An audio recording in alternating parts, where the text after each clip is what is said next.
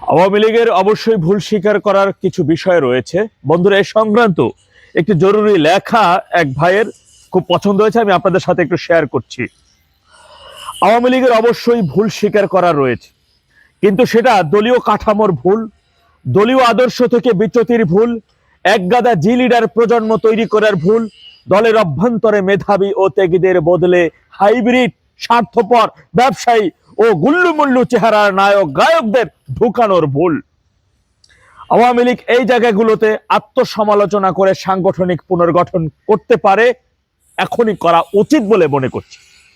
কিন্তু তোমরা যেটা বোঝাতে চাও, 24 জুলাই জঙ্গিরা, 24 গণহত্যা, ফ্যাসিজম, গুম খুন, জাস্ট ফাক অল অফ দিস।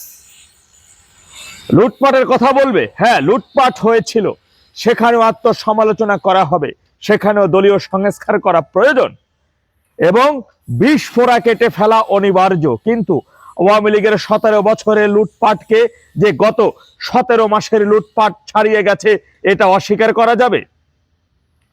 প্রত্যেকটা সমন্বয়ক শত শত কোটি টাকার মালিক, আবার নিজেদেরকে ধোয়া তুলসী পাতা প্রমাণ করার জন্য নির্বাচনী ঘোষণায় দেখানো হয়েছে এক একজন 10 লাখ 20 লাখ টাকার বেশি নেই, আবার ক্রাউড ফান্ডিং এর নাটক মারায় সেগুলো ও আবার আয় করেছে কবিতা লিখে।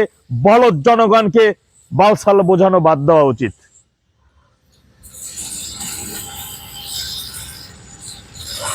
আমরা কি ভুলে গেছি 5 আগস্টের পরও 37 দিনের মাথায় চট্টগ্রাম বিশ্ববিদ্যালয় রাফির অ্যাকাউন্টে 33 কোটি টাকা ঢুকেছিল?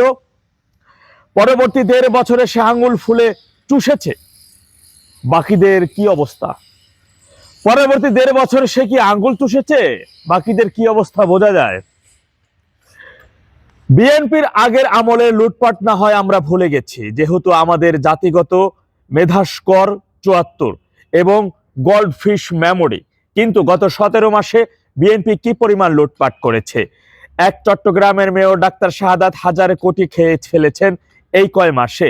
কিন্তু অন্যায় দিয়ে আমি অন্যায়কে জাস্টিফাই করতে চাচ্ছি না। আওয়ামী লীগ অতি লুটপাটের জায়গাগুলো অবশ্যই সংস্কার করে ইঁদুর তাড়াতে হবে। যদিও প্রচলিত স্ট্রাকচারের সমাজে টুকটাক থাকবেই, নির্মূল অসম্ভব। আচ্ছা, শুনতে পাই মাহফুজের ভাই নাকি 4000 কোটি টাকার মালিক হয়েছে। সজীব ভুইয়া আরো বেশি, আসিফ নজরুল তারও বেশি। মানে টপ লুটপাটের তালিকায় সজীব ভুইয়া এবং আসিফ নজরুলের নাম রয়েছে, কিন্তু একটা নাম নেই, তিনি আর কেউ নন, তিনি আপনাদের মহাপুরুষ, অন্ধের দেশে আয়না বিক্রেতা, আন্তর্জাতিক খেলোয়াড়, আহলান সাহলান হযরত মোহাম্মদ ইউনূস। তার সকল সুযোগ সুবিধা ও লুটপাট মিলিয়ে 1 লাখ কোটির কম হবে না। কেবল 26 জানুয়ারি মাসের কথাই ধরুন, মানে জাস্ট গত 2 সপ্তাহের কাহিনী।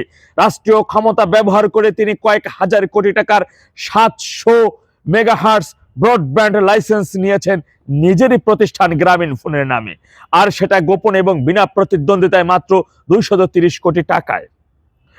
এই লাইসেন্সের বাণিজ্যিক মূল্য ব্রডব্যান্ড ঘোষণার পর দিনই কয়েক হাজার কোটি টাকা ছাড়িয়ে যাবে। এই একটা কাজেই তিনি লাভ করে ফেলেছেন হাজার কোটি টাকা। ক্ষমতার ব্যবহার করে তিনি একাই এমন কয়েক ডজন লাইসেন্স বাগিয়েছেন নামমাত্র মূল্যে। এগুলো বলেছিলাম আওয়ামী লুটপাটের জবাবে আপনাদের চেহারাটা আয়নায় দেখিয়ে দেওয়ার জন্য। যেহেতু আপনারা নির্লজ্জ এবং অন্ধ, সেহেতু দেখিয়ে দেওয়া আমাদের কর্তব্য।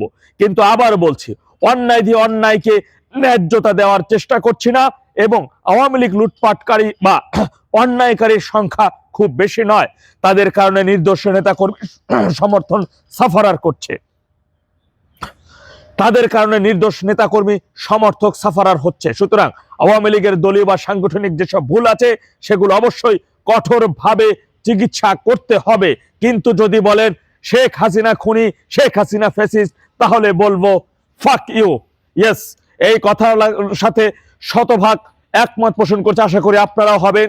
সেই সাথে আওয়ামী লীগ সরকারের আমলে থাকা ভূমি মন্ত্রী যে শেখর, সাইফুজ্জামান শেখর নাকি ছিলেন, তাকে অনতি বিলম্বে এই সরকার হয়তোবা তার সাথে ভাগ বাটারা পয়সা নিয়ে তাকে ছেড়ে দিবে, কিন্তু এই বদমাইশটাকে কোনোভাবেই আমরা ছাড় দিয়ে কথা বলবো না। তাকে আমরা চূড়ান্ত শাস্তির আওতায় আনবো আগামীতে ইনশাআল্লাহ।